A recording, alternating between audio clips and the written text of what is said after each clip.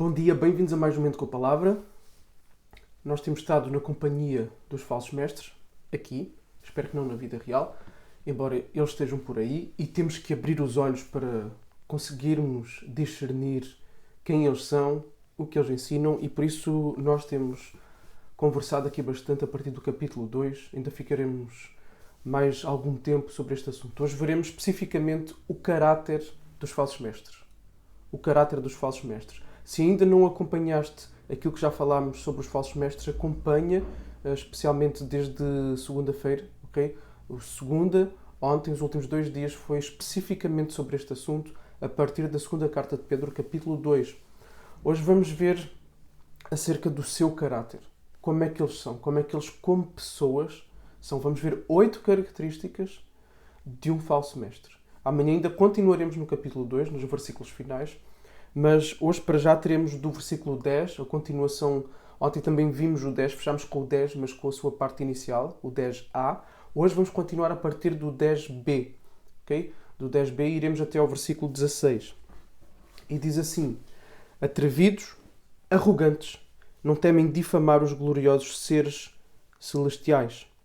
Ao passo que anjos, embora maiores em força e poder, não proferem contra essas autoridades sentença difamatória na presença do Senhor.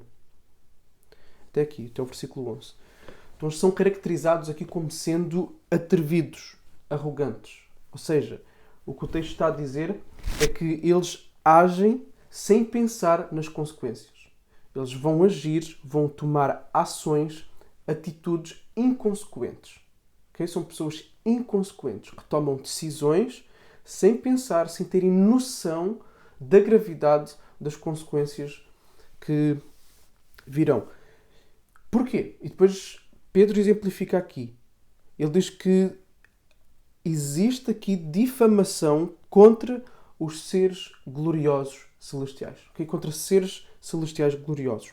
E depois ele vai dizer no versículo 11, eu já vou explicar isto, ele vai falar no versículo 11, ao passo que anjos, ou seja, outros anjos, embora maiores em força e poder, ou seja, mais poderosos do que eles próprios, do que estes falsos profetas, falsos mestres, seres humanos, maiores em força e em poder, eles não proferem contra essas autoridades sentença difamatória.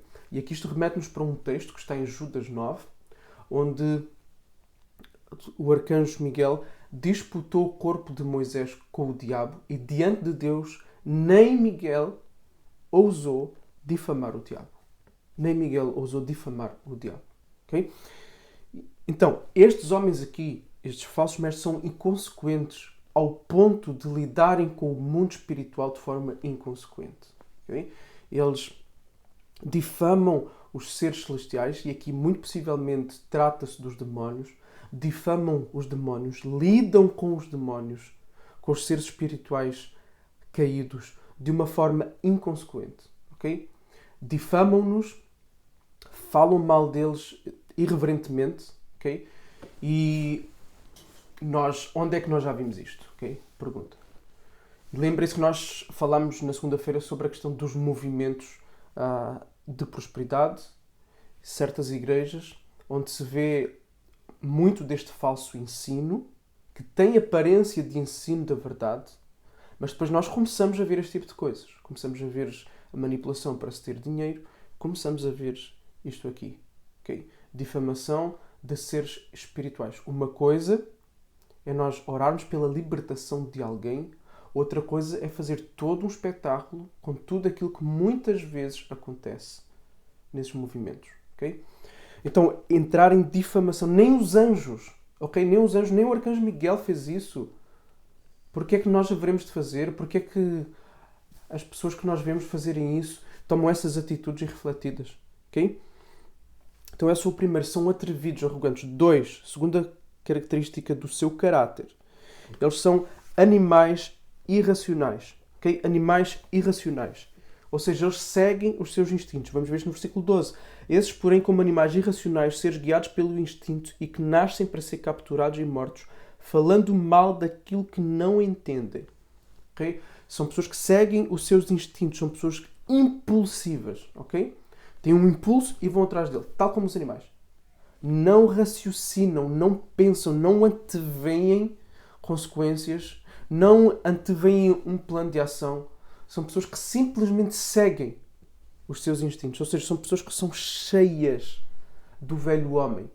Não são pessoas, como nós já vamos ver depois, convertidas também. Okay? São pessoas cheias de pecado. E por isso seguem esses instintos pecaminosos. Seguem os instintos pecaminosos. E diz-nos o texto, ainda no versículo 12, na sua destruição hão de ser destruídos, recebendo injustiça como pagamento pela injustiça que praticam. Então, eles vão ser destruídos. Eles vão receber corrupção, ou seja, destruição por causa da destruição que semeiam. Este tipo de pessoas só produz destruição. Destruição espiritual, destruição emocional. Muitas vezes são pessoas que abusam emocionalmente e até abusam espiritualmente, fazendo chantagens emocionais, espirituais em cima das pessoas.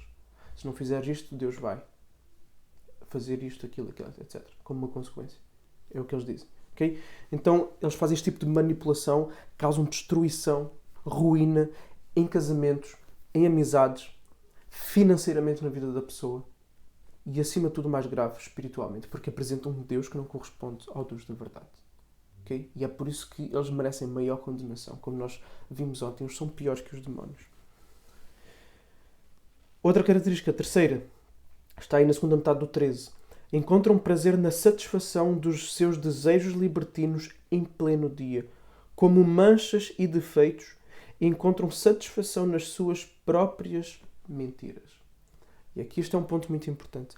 Eles têm prazer no seu próprio pecado. Okay? Isto é uma coisa que o cristão não consegue ter. Que o verdadeiro cristão não consegue. O verdadeiro cristão pode pecar de uma forma grosseira.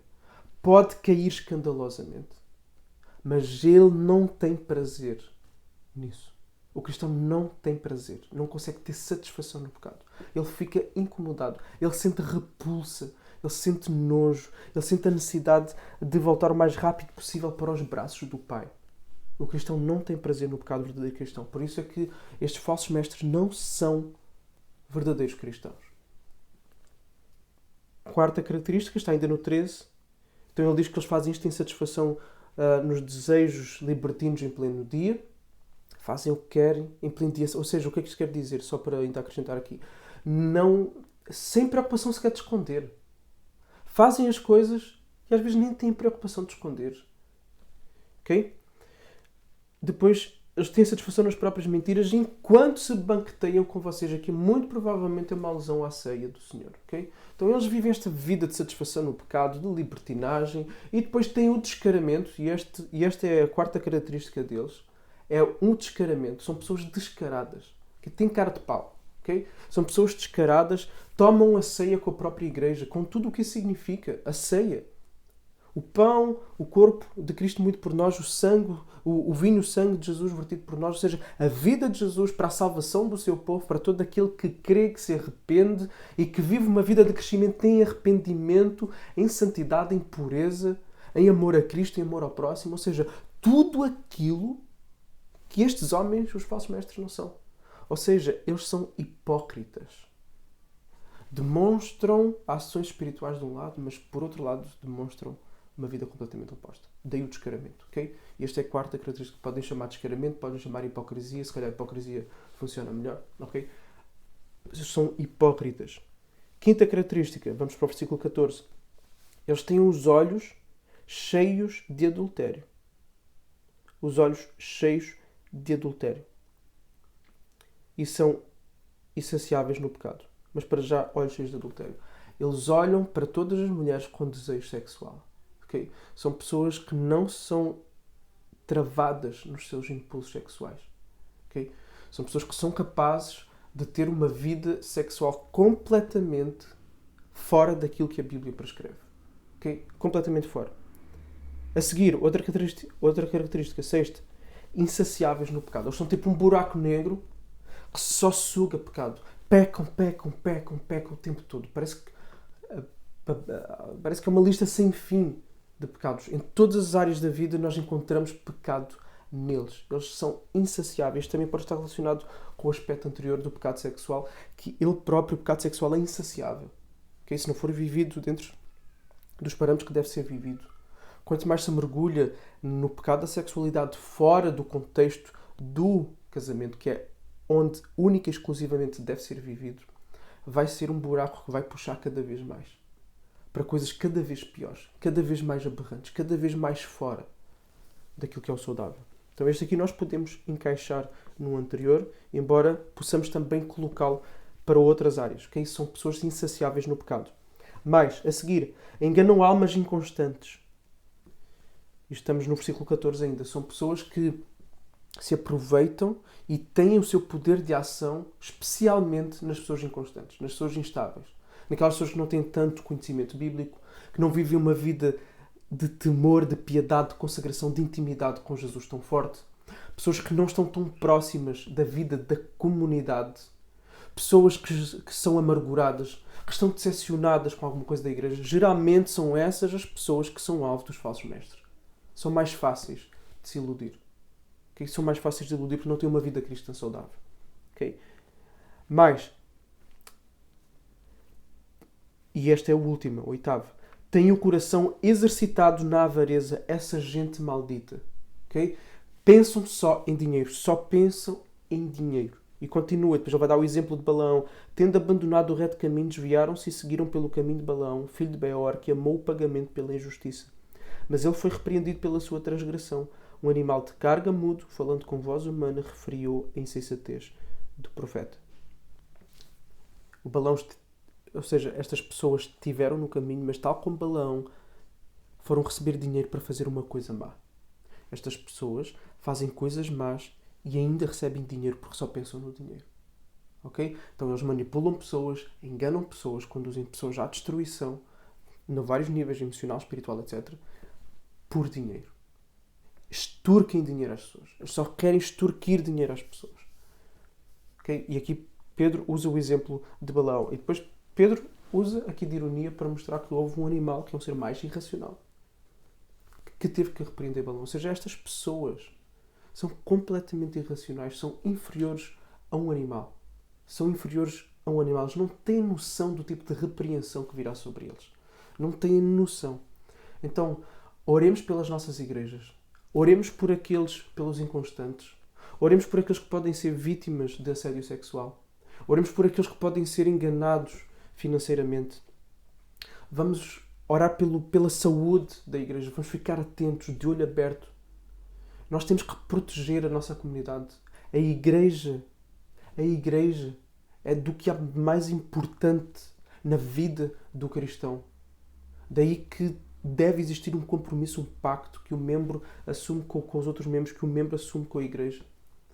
Um pacto sério, um compromisso sério, de cuidado, de amor, de serviço, nas várias áreas uns dos outros, ok?